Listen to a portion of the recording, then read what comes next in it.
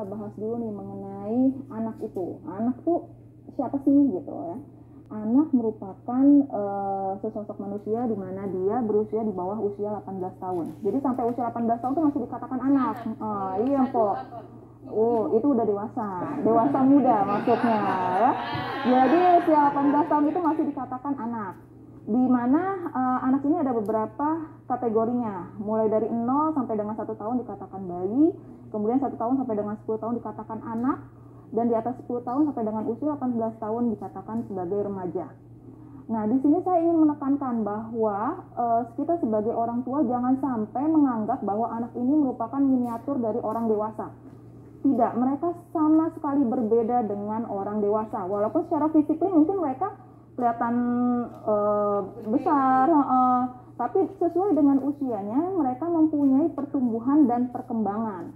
Nah, pertumbuhan dan perkembangan ini tidak dimiliki oleh orang dewasa, hanya pada anak-anak, di mana pertumbuhan mereka secara kuantitatif mereka bisa melihat secara tinggi badannya mereka naik, kemudian secara berat badannya, secara lingkar kepalanya, dan menurut perkembangannya mereka sesuai dengan usianya, di mana usia-usia balita mereka saatnya mereka bermain, melatih motorik halus dan motorik kasarnya mereka.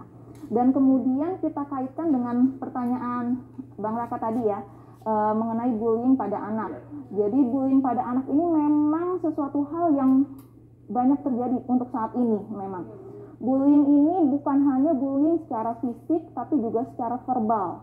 Di mana anak-anak itu banyak yang secara fisik mungkin kita bisa melihat ciri-cirinya, mereka ada bekas cubitan atau bekas pukulan. Kemudian bullying secara verbal itu justru lebih berbahaya, di mana bullying secara verbal kita nggak sadar nih bahwa kita ternyata ngatain nih anak gitu. Dan secara mentali mereka juga memiliki keterpurukan mental ketika kita terlalu sering untuk melakukan bullying secara verbal. Dan bullying ini bukan hanya ada pada sekolah, bahkan pada tahap keluarga pun itu kadang sudah terjadi bullying dan itu tidak disadari. Dan secara mental mungkin kita bisa menanyakan kepada mereka bagaimana perasaan mereka ketika mereka menghadapi bullying secara fisik ataupun bullying secara mental atau secara verbal. Nah, kemudian kita juga bisa menerapkan kepada mereka bahwa kita bukannya melawan, tapi kita mempertahankan diri di sini, gitu. Mempertahankan diri di sini, misalkan dia akan dipukul, lebih baik dia menghindar, bukan balik melawan atau memukul kembali. Kita ajarkan kepada anak-anak kita.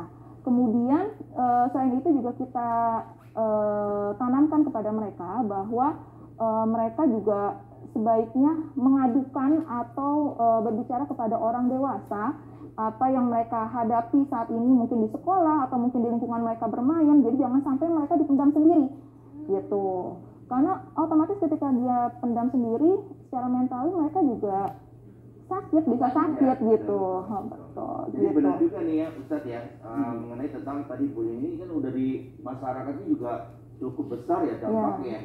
Bahkan dibilang anak yang biasanya dibully itu dia kayaknya punya emosional tuh tiba-tiba akan lebih besar dan dianggap marahnya luar biasa sekali gitu. Sama makanya nih, wah kalau sama adik jangan galak-galak. Agak galak itu tegas. Wah, tegas.